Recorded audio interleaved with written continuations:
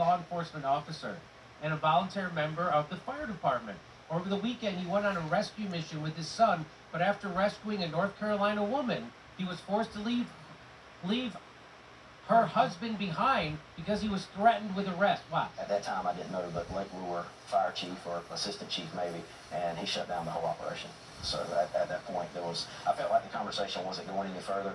And again, he asked me to leave, and I said, hey, I have no problem getting out of your area. If that's what you want us to do, we'll leave, no issue. At that point, I asked him, what was the reason I had to leave them there? And he said, again, you're interfering with my operation. I just need you to get out of the area.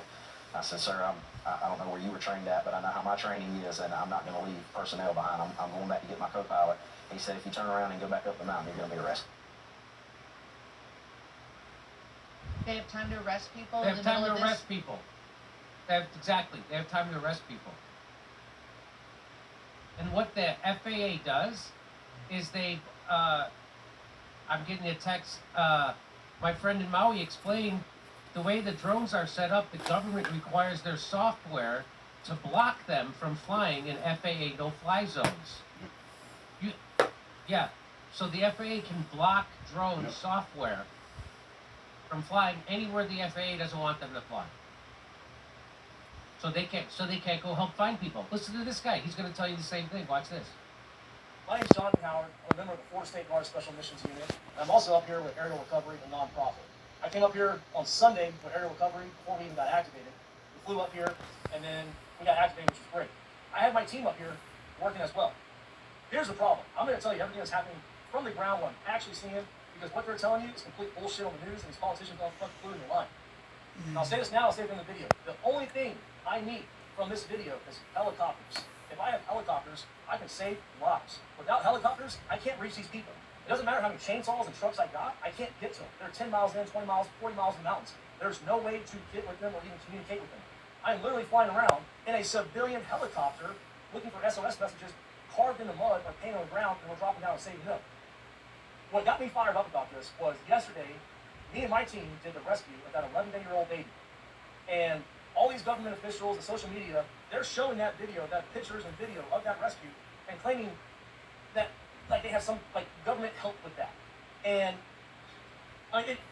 even USA, I think it was USA Today, wrote an article about it, saying it was the Florida National Guard that went and got it, with a helicopter. No, it was me, my buddy Charlie, and a civilian named Zeb with his own personal helicopter out of Wilmington, North Carolina. Without that civilian, that baby would be dead. And the old lady we went and rescued after that, she'd be dead too, because she had 1 day left of oxygen. That no one was going to go get them. I will tell you, when we go up in the air, I probably see 40 civilian helicopters, and I might see 2 Blackhawks, National Guard, military, wherever they are. That's it. No one's out there doing rescues. I have my entire team up here from Florida right now, and they have no ability to go rescue these people other than what they can drive to. And the people that are in dire need, they're out in the mountains. They are completely cut off. Now, I will say, I spoke to my congresswoman down in Florida, and she's a badass, and she made a bunch of phone calls, and now we got 2 contracted 60s coming up here tomorrow, which is great. I love that, but I still don't understand why we don't have more helicopters. We'll get a lot of work done with that, but there's no military, no one's doing nothing. It blows my mind. And they're not even allowing people to see what's really going on. One of our friends yesterday, they were actually escorting CNN down Lake Lure, and they wouldn't even let CNN, the sheriff department would not let them go videotape the bad areas, how destructive it is. I don't know why they don't want to show you all that, but it is bad. I should also say, when I flew here on Sunday, they actually stopped us from going in, the sheriff department. And it was because of a bunch of politics that they were claiming was the Speaker of the House of North Carolina that was preventing us from even going in and trying to kick us out, which I had clarified today with North Carolina politicians that reached out to me, good on them, and they were like, that's complete bullshit. Speaker of the House has nothing, he wants you guys there, but this is the kind of political BS that is happening here right now. Everyone's trying to be in charge without taking any type of action. Nobody wants to coordinate with anybody. Everybody wants to pretend like they're being the hero while these people are literally fucking dying in the mountains. And these people, like I said, these people are limited medication, they're running out of oxygen, and there's no one going to get them. The most effective way I have found to go find these people is by getting in a helicopter and flying down the rivers and roads and looking for SOS messages or people waving us down. And then we drop down and get them. We have all these people here. We have law enforcement, we have State Guard, National Guard. They have no way to go get these people. Yesterday when I was at the Asheville airport refueling, which by the way, the civilian is paying all this out of his own pocket. He's not even looking for a reimbursement. I think we did 4 refuelings yesterday. And that was just in half a day's work. We're in Asheville, and I saw 2 Air Force helicopter 60s. And I knew they were PJs just looking at them. And I went up to them like, hey guys, like, what are y'all doing? And like, this is what you need to be doing. This is how I'm finding people. And they're like, we can't go. We're waiting on Title 10 orders. And I'm like, what?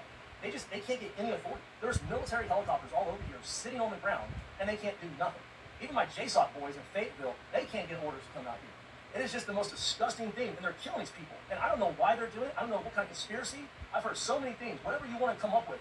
But they are literally allowing these people to fucking die in the mountains right now because we can't get helicopters. They got money for everything else in the fucking world right now, but if they could just get us helicopters, we could fly out there and rescue these people. So I hope this video goes viral. I hope these politicians get fired. I hope people get pissed off. They'll probably kick me out of the state of North Carolina for doing this, but you know what? I don't care. 'Cause if I can save one more life for it, it's fucking worth it to me. I have one more thing I want to show you on this, but I have to load it in, so over to Steph. All right, thank you, Jimmy. Why not pay workers more so they can afford babies? I know that's crazy, Glenn.